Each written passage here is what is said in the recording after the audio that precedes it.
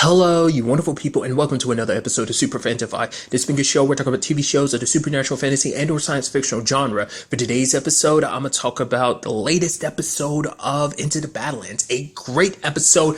A lot of stuff went down this episode, so we're going to have to break things down bit by bit. First of all, we learn a little bit more about Sunny's situation. We learn from that captain, apparently, everyone on that ship was massacred. Apparently, Sunny and that captain are the only two that survived, which is kind of interesting. Still don't know exactly. I guess we kind of do get a better idea because that symbol that he was carving in on the wood was actually on the axe of the weapon, the one that was stuck in the captain's head. At least part of it. It looks like it's two of them put together. Side by side, at least that's what it looked like on the axe.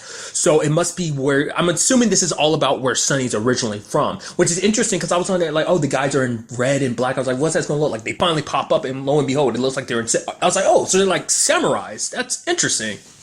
I mean, it looks like their design is more samurai. I mean, it's kind of interesting because you have the abbots being more monk-like. Everyone else is just kind of I don't know. I'm sure you could specify the Badlands look. I mean, as well as outside of the Badlands, the typical world. But at least this group, apparently they're from the north or something, from what the River King was saying. But interesting weaponry too. They have their detachable. I guess detachable would be the appropriate word. Those maces that they're kind of God, what are those called? The weapons that are like sickles on the top of chains. I forgot what those are actually called, but it seems like it's kind of similar to that, which is kind of interesting. I mean, them being samurais and everything, I was halfway more expecting swords and everything like that. Side note, that fight with those guys was sick.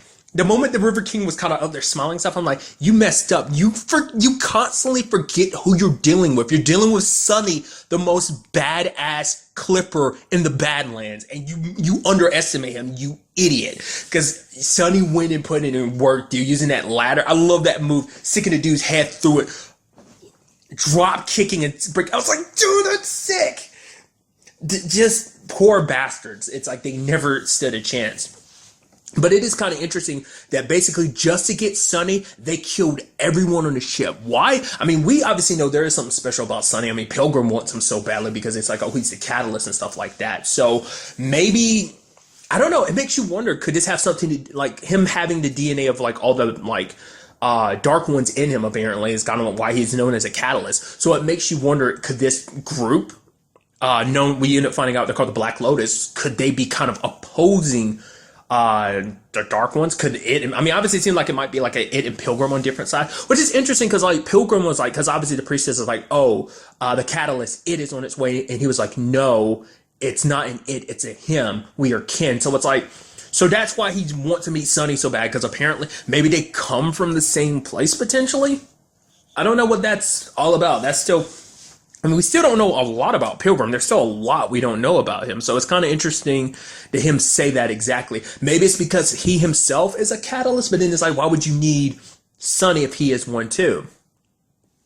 What does that mean necessarily? Because the way it seemed, like I said, because I'm still trying to understand the whole Sunny being a catalyst thing. It seems like he holds, I would assume in a way, Ankara kind of put it, it made it seem like in him rests the DNA to make other dark ones.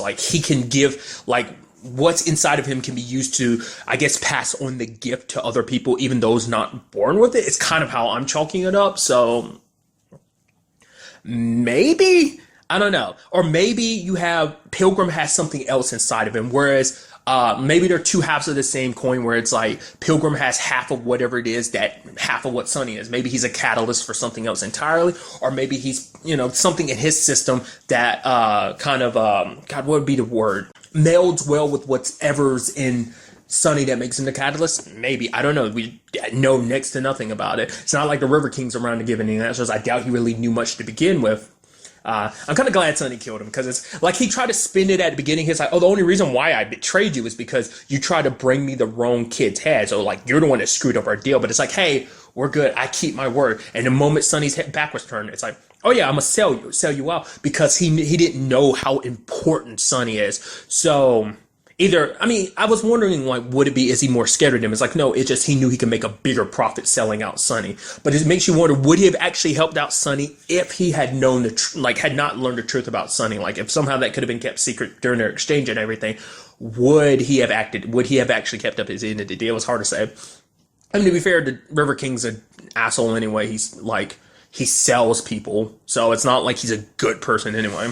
I kind of had a feeling like somebody was going to get stabbed on that like narwhal horn. Like I knew somebody was going to get stabbed on it, and just Sonny just pushed him on it. He's even trying to make deals at it, and he's like, "Oh, I just try to sell you out," but it's like, "Hey, I can help you out. I can get you where you need to go for a price." It's like, "Fuck you, dude. No, go to hell. Just die."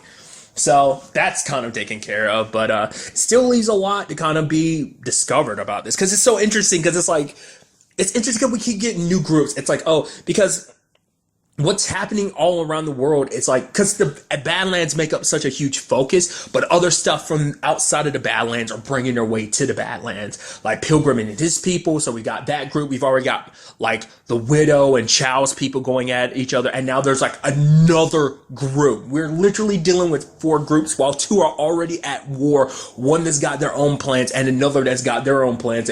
We have a better idea about Pilgrim's people to a certain degree, but this other group, the Black Lords, we know nothing about them, and it's like crazy. It's like this is like the end of the season, and we're just learning about this group, which is crazy. So we also learned that Sonny potentially might have had a sister. I mean, because there was like, when you look at it, like in that ledger the River King showed, there was a girl. I mean, it seemed like it was a girl like right beside him, like someone that looked like around Sonny's age.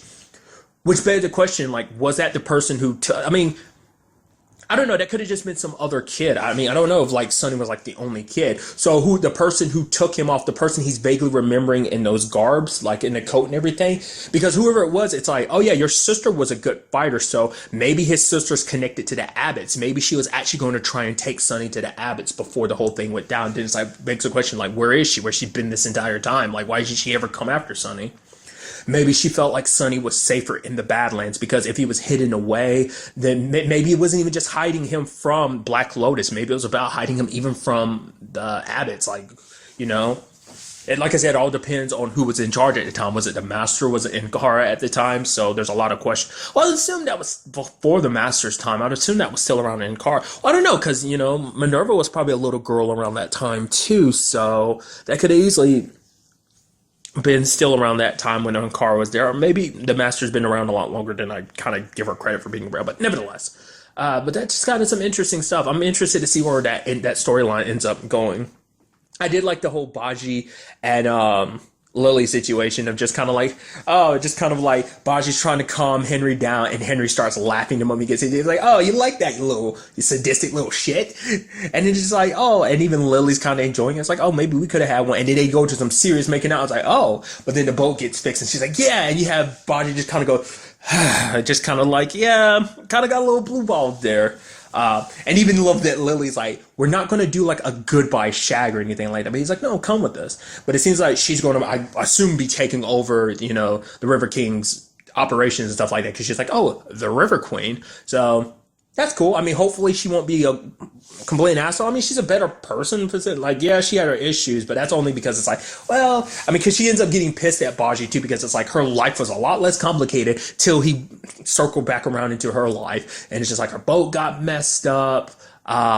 He started apologizing, so that made her feel regretful about betraying him. So she kind of had their backlash, you know. So there's that complicated situation. So they are going their separate ways. So I definitely won't be the last we've heard of Lily, so I'm interested to see how that kind of comes back around. So then on the other side of things, we have Pilgrim and the whole situation with Castor, which in a moment I was like, oh man, like, I was like, does no one know about what he did to Castor? It's like, oh, making it, and it's like, no, the moment Nick started asking questions, like, oh, he did not tell anybody what he did. I'm sure, I don't even know if the High Priestess herself knows what he did, because I guess in his mind, it's just kind of like his son was acting like a rabid dog, so it's like, it's my duty to put you down, because I can't, maybe he didn't want, in his own way, it's like, I didn't want Castor to suffer anymore, which it's hard to say, because even when the time came, it's like, Nyx is asking these questions, he didn't answer her. It was kind of like, because I was wondering, because it seemed like Nyx wasn't really saying anything and just kind of being a little odd, and it kind of makes sense because she saw the bruises on his neck. It's like, that wasn't there before. Like, Minerva didn't do that to him, and he didn't have that before. And who was the last person with him?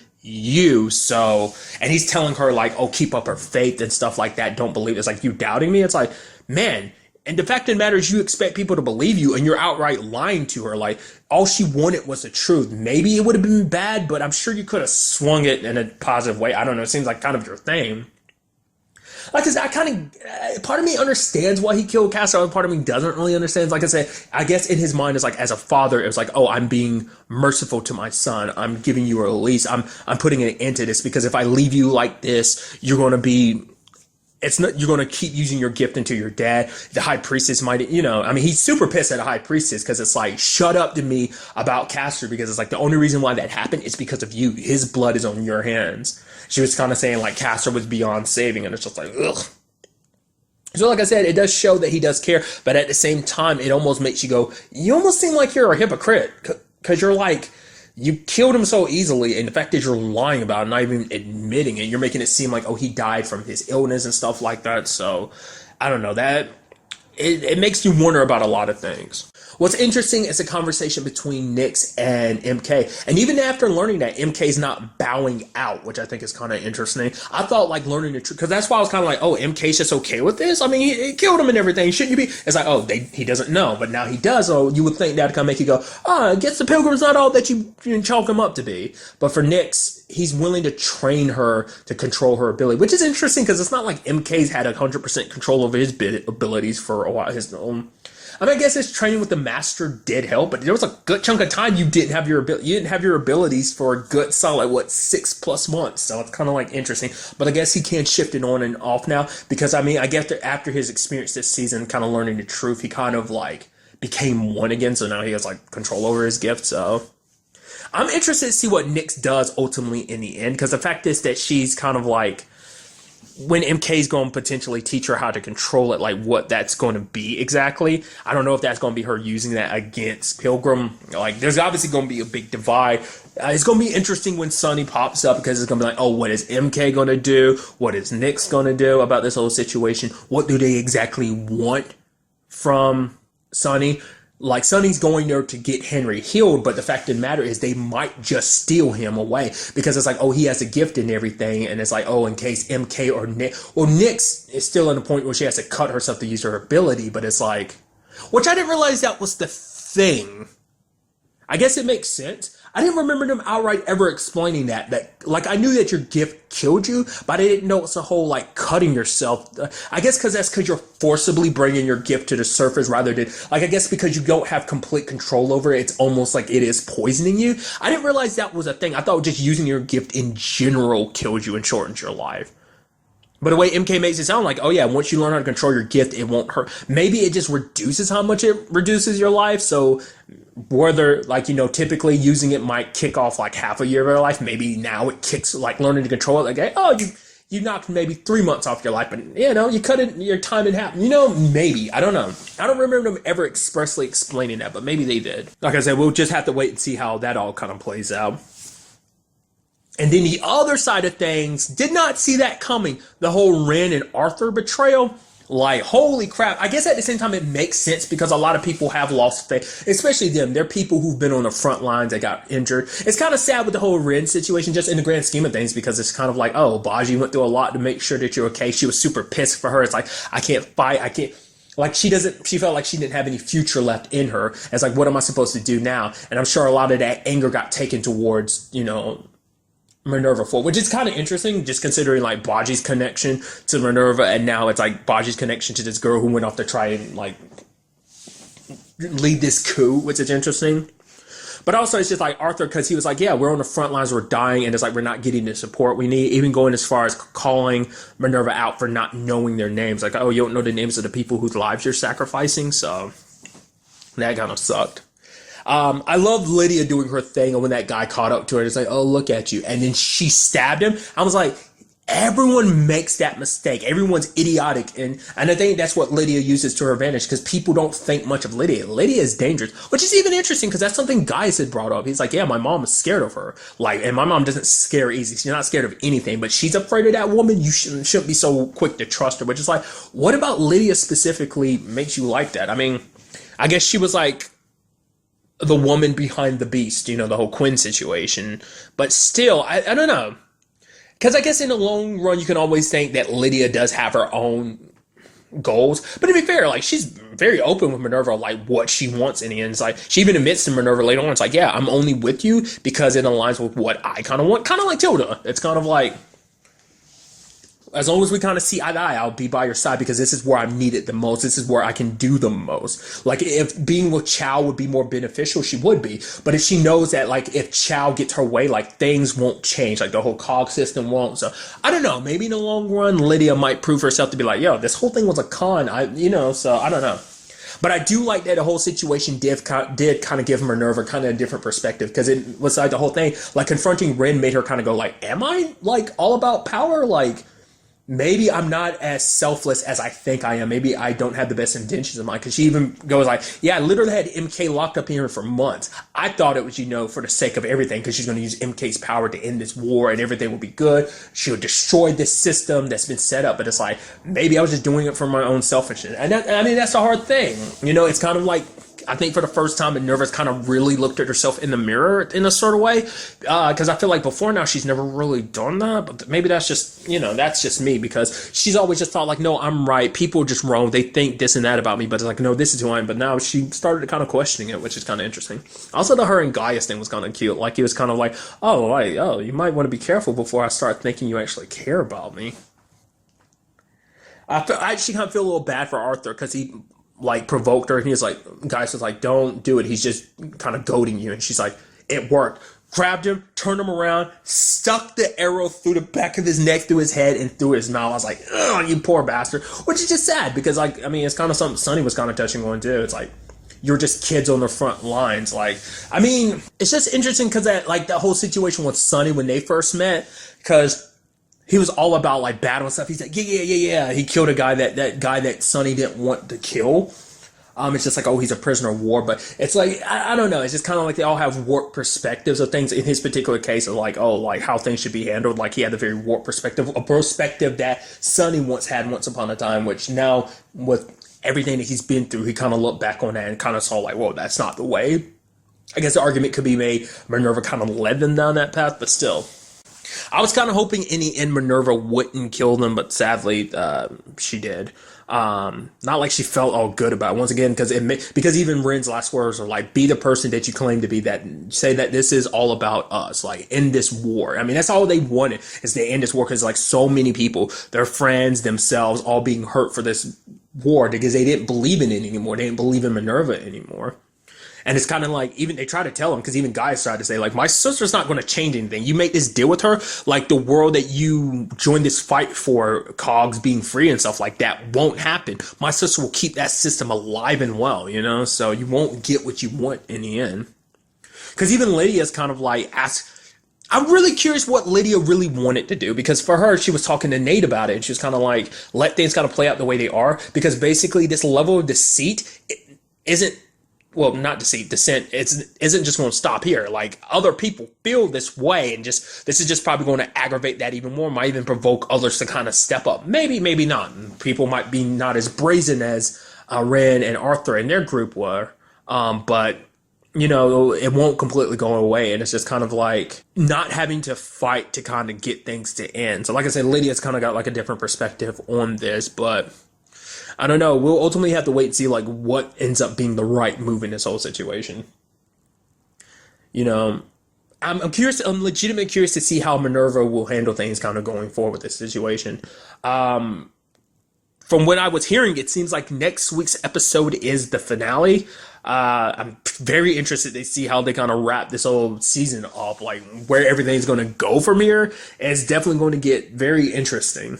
Because it's crazy, because it feels like there's still so much more to go over, because so much has been set up, and it just, I mean, to be fair, it feels like it's going to be a climactic, because it's like where everything comes to an end. It might be the end-all be-all for this war. Whatever happens when Sunny and Baji make their way to Pilgrim and his people, a lot of like roads and crossroads are going to be crossing, and it's going to be very interesting to see how this all plays out, what we learn, what ends up happening in the season finale. I'm very interested to find out. But really, that's all I wanted to talk about in this episode. Till the next time we meet, be happy, be safe, live life to the fullest, and enjoy it. Good day and good